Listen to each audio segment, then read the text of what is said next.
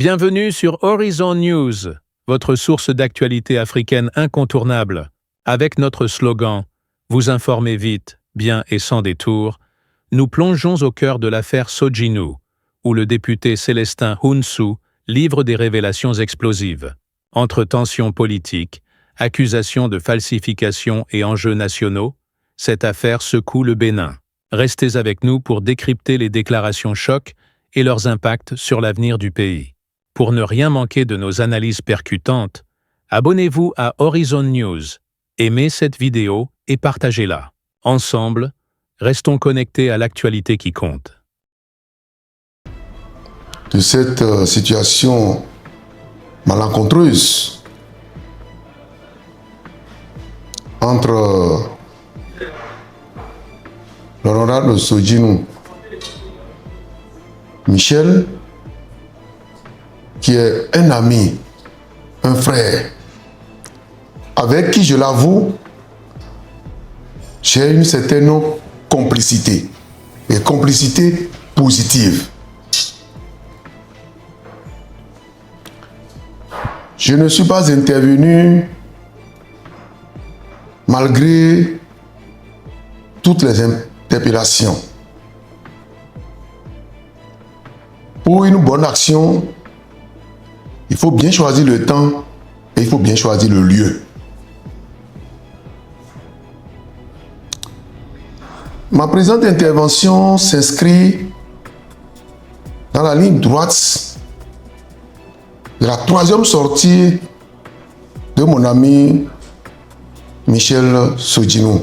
Apparemment, des 28 députés ou des 27 députés restants, je parais pratiquement le seul avec qui, depuis la survenance de cette situation, l'honorable Soginu parle.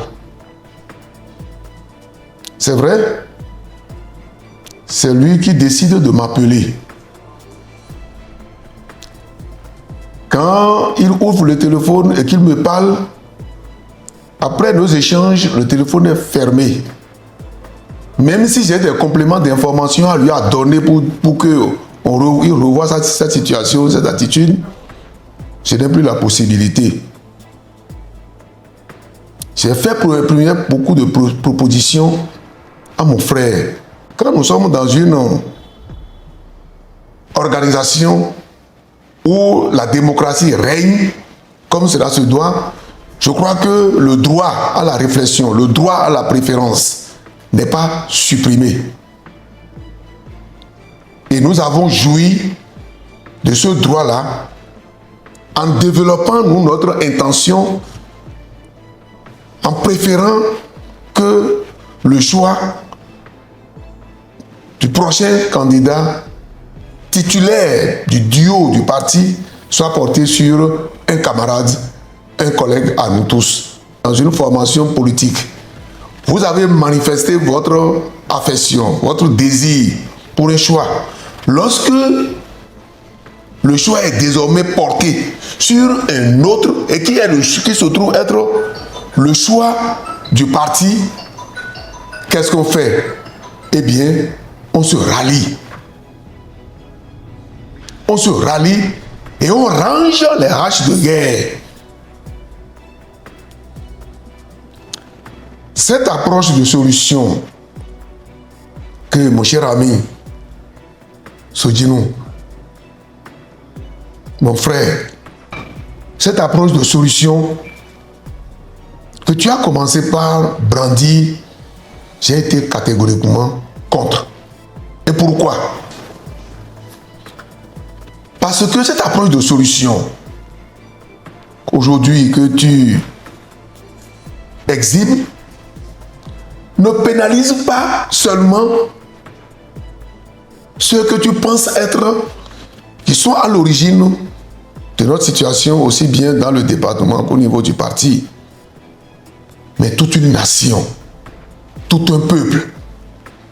Et devant un peuple, l'individu disparaît. Au pire des cas, j'ai demandé alors que tu t'abstiennes. Nous avons beaucoup échangé. Et dans mes propositions, tu n'es pas choqué.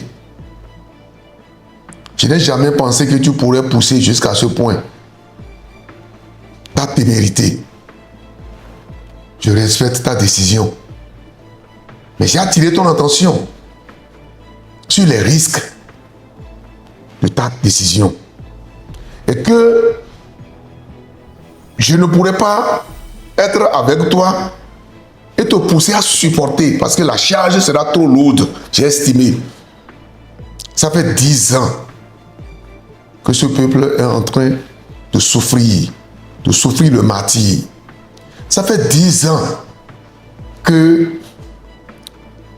nous avons le pouvoir en place à décider d'envoyer nos compatriotes injustement en prison. Ça fait 10 ans que nos compatriotes sont en exil injustement. Ça fait 10 ans que nos pauvres populations, nos pauvres paysans travaillent et ne vivent plus du fruit de leur travail. Il y a suicide, il y a noyade, il y a pendaison. J'ai dit, tu ne porteras pas sur ta conscience la mort d'aucun Béninois. Et que là où tu tiens à aller là, je ne souhaite pas que la vie d'un seul Béninois soit mise en péril de ton fait.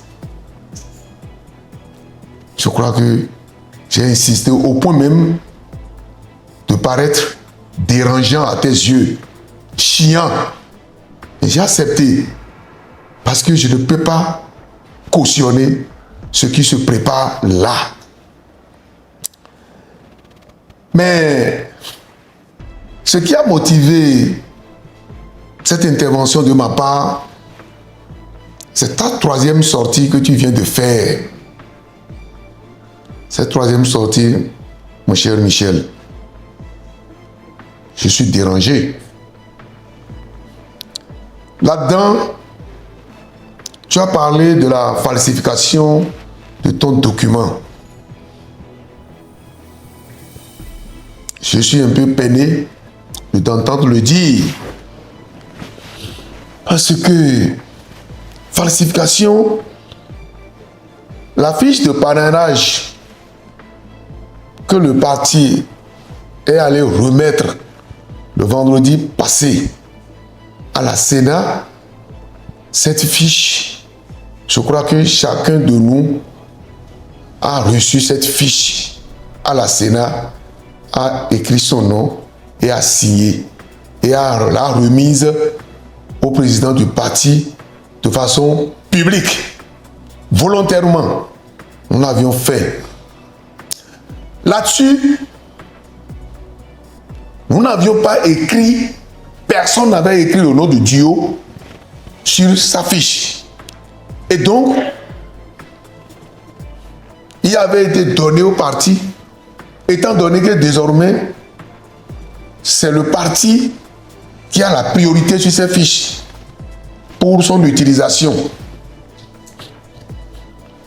Il revenait au parti de compléter le remplissage, ce qui va conduire à la mise, à l'inscription du Dio. Ça a été fait pour toutes les fiches. Toutes les fiches. Alors, falsification, je ne sais à quel niveau nous allons parler de falsification. Ta fiche n'a pas été traitée à part. Ta fiche a été traitée comme toutes les autres 27.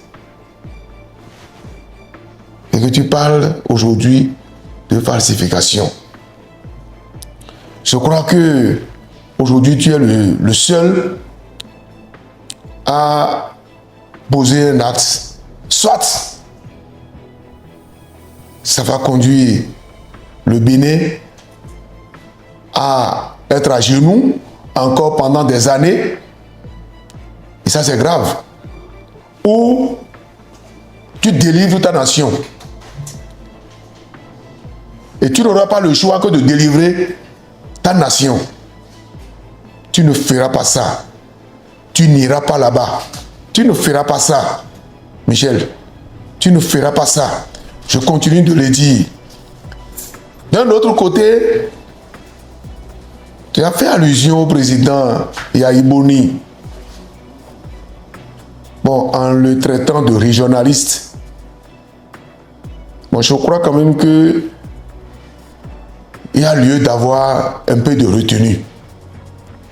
Qu'on dise aujourd'hui qu'il fait preuve de légèreté, de régionalisme,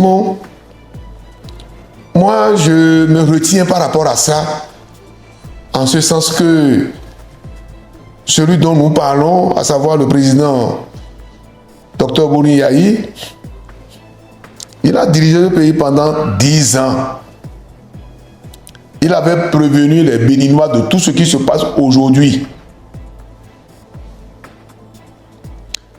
Et quand on fait un tour rapide sur les personnalités qui ont occupé des postes clés dans ces différents gouvernements, je crois que vous allez les retrouver dans la partie méridionale de notre pays. Et je crois quand même que la bataille à mener n'est pas à ce niveau. Aujourd'hui, quelles que soient tes récriminations, quels que soient les reproches à faire, ça ne peut pas justifier qu'on prive le parti de ta fiche et que par ricochet, empêcher la participation de cette formation politique, la seule de l'opposition, la plus en vue de l'opposition aussi, de prendre part à ce rendez-vous électoral d'avril prochain. C'est capital. Et je te prie de mesurer l'ampleur, les conséquences d'un tel acte. Et sur cette approche de solution que tu tiens, n'est-ce pas, à avoir pour les différents problèmes. Sur ce, moi, je ne suis pas en train, je ne m'associe pas à ça, clairement. Et ce n'est pas maintenant que tu le sais, ce que je suis en train de te dire, nous l'avions à plusieurs reprises, je te l'ai dit directement, par téléphone, par messagerie. J'ai toujours dit qu'il n'est pas bienséant qu'on aille pour régler le problème de quelques personnes, qu'on mette toute une nation à genoux, qu'on mette tout un peuple à genoux. Je ne serai pas, en tout cas, celui par qui ça va arriver. Et je t'ai dit, ne sois pas celui par qui on empêche le parti aujourd'hui d'aller aux élections. Je refuse ça et c'est ça que je tiens à t'expliquer. Je vais dire ceci pour m'en arrêter. Dans cette crise, s'il y a encore quelqu'un qui tient à ce que nous continuions le dialogue avec toi, que nous continuions les échanges avec toi, c'est encore le président Dr Thomas Boni Yahi. Je crois qu'il serait plus honnête de ma part de restituer les choses dans ces conditions-là. Et je suis sérieux en le disant, il tient. Alors, si quelque part il y a des invectives, il réagit automatiquement. Il réagit automatiquement contre tout propos tendant à t'humilier, à te critiquer. Mais il m'a toujours dit, Célestin, c'est ton frère, parle-lui. Je l'aime, c'est parce qu'il ne veut pas parler avec moi que je te charge. Sinon, je suis prêt à parler avec lui, car il s'est fâché. C'est normal, c'est un être humain, mais ce qui le fâche, je crois qu'il faut qu'il libère et qu'il permette au parti. Nous allons nous asseoir et tout ce qui pose problème à son niveau, nous allons revenir. Même les conditions qu'il va exiger, nous allons écouter et ensemble, nous allons dériver le pays. Alors donc, moi, je souhaiterais qu'on n'aille pas trop loin, qu'on ne pense pas que ça doit être la fin des relations avec les hommes et que partout où nous allons, c'est les hommes que nous allons rencontrer. C'est tout pour cette analyse de l'affaire Soginu sur Horizon News, où nous vous informons vite, bien et sans détour. Les révélations de Célestin Hounsou soulignent des tensions cruciales pour l'avenir politique du Bénin.